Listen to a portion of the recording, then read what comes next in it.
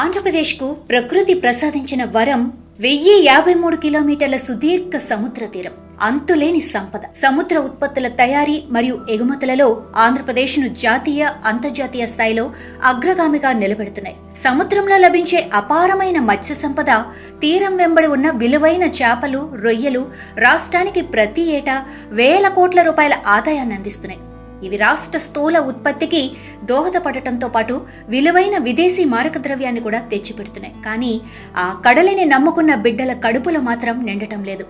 వేల కోట్ల రూపాయల మత్స్య సంపదను ప్రభుత్వ ఖజానాకు అందిస్తున్నా వారి బ్రతుకులు మాత్రం తీరం దాటని నావల, కన్నీటి అలల మధ్య కొట్టుమిట్టాడుతున్నాయి. రాష్ట్రంలో దాదాపు 25,83,000 మంది మత్స్యకార కుటుంబాలు పరోక్షంగా, ప్రత్యక్షంగా సముద్రంతో ముడిపడి ఉన్నాయి. కానీ కడలి తల్లి కరుణించక ఉన్న ఊరిలో ఉపాధి కరువై ఏటా 52,000 మంది మత్స్యకారులు గుజరాత్, కర్ణాటక, తమిళనాడు వంటి పొరుగు రాష్ట్రాలకు వలసపోతున్నారు. ఇది కన్నవారిని, కట్టుకున్న వారిని వదిలి ప్రాణాలను పణంగా పెట్టి సాగించే ఓ జీవన పోరాటం. ఫిషరీ న్యూస్ టీం వారి కన్నీటి బాధలను తెలుసుకునేందుకు శ్రీకాకుళం జిల్లాలో పర్యటించింది. ఏడాదిలో 9 నెలలు సముద్రంలోనే గడపాలి. ఎగసిపడే అలల మధ్య ప్రాణం నిలుస్తుందో లేదో తెలియని భయం. వెళ్లిన వారు క్షేమంగా తిరిగి వస్తారో లేదోనని ఇక్కడ కుటుంబ సభ్యులు గుండెలు అరచేతిలో పెట్టుకుని ఎదురు చూస్తారు. వలస వెళ్తున్న వారిలో 80% మంది శ్రీకాకుళం జిల్లా వాళ్లే ఉండటం పరిస్థితి తీవ్రతకు అద్దం పడుతోంది.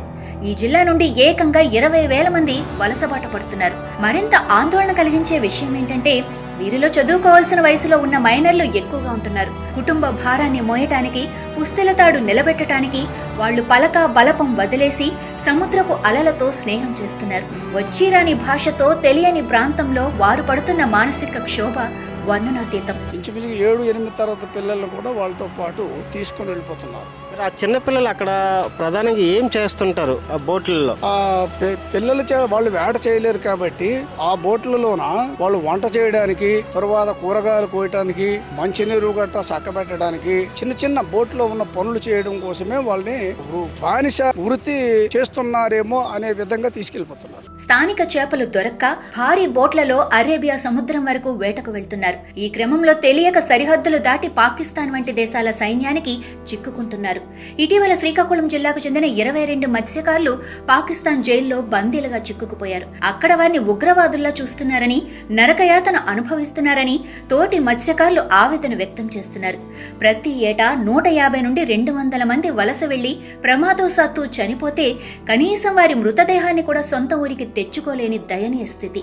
అయితే ఈ వలసలకు ప్రధాన కారణాలేంటంటే సముద్ర కాలుష్యం. ఫ్యాక్టరీల నుండి వెలువడే హైడ్రోక్లోరిక్ యాసిడ్ వంటి ప్రమాదకర రసాయన వ్యర్థాలు సముద్రంలో కలిసిపోతున్నాయి. దీనివల్ల మత్స్య సంపద నశించిపోతుంది. కడలి కలుషితమై చేపల జాతులు కనుమరుగవుతున్నాయి. రెండోది మౌలిక సదుపాయాల కొరత.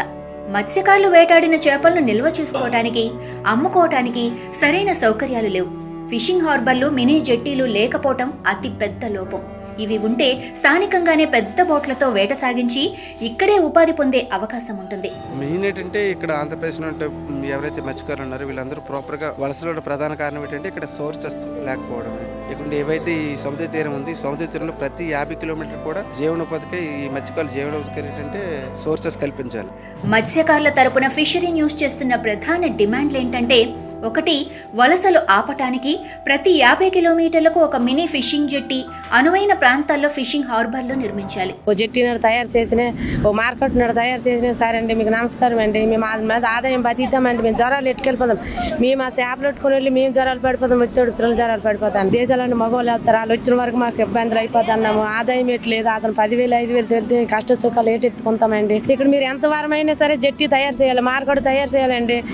మరి మాకు నీళ్ళు గట్టి ఇబ్బంది అయిపోతుంది. ఆ పిల్ల తెలికి ఎలా నాకు వదిలేసి కరవ కొట్టుకు వచ్చేసి ఆ నూతుంది, ఆ నూతులు పట్టుకెళ్తున్నాం సార్, మాకు ఇబ్బంది అయిపోతున్నాం, ఏటి ఆస్కారం లేదండి. మీరు ఎలాగైనా సరే మా రాతపేదకి మీరు కొంచెం ఇక్కడ ఆదాయం చూపినట్టుంది, మేము బతికుతాం సార్. రెండోది వలస వెళ్లి మరణించిన మత్స్యకారుల కుటుంబాలకు 30 లక్షల ఎక్స్గ్రేషియా చెల్లించాలి. చివరిగా వలస వెళ్లే కార్మికుల పూర్తి వివరాలతో మత్స్య కార్మిక శాఖలు సంయుక్తంగా ఒక రిజిస్ట్రేషన్ కేంద్రాన్ని ఏర్పాటు చేయాలి. ప్రభుత్వానికి వేల కోట్ల ఆదాయాన్ని తెచ్చిపెడుతున్న వారికి కావలసిన మౌలిక సదుపాయాలు కల్పిస్తే రాష్ట్రాభివృద్ధిలో భాగస్వాములై రెట్టింపు ఆదాయం తెచ్చిపెడతారు. ప్రభుత్వం వారి గోడును విని వారి బ్రతుకు నావను కన్నీటి సుడిగుండం నుండి బయటపడేయాలని ఈ సందర్భంగా ఫిషరీ న్యూస్ ఆశిస్తోంది.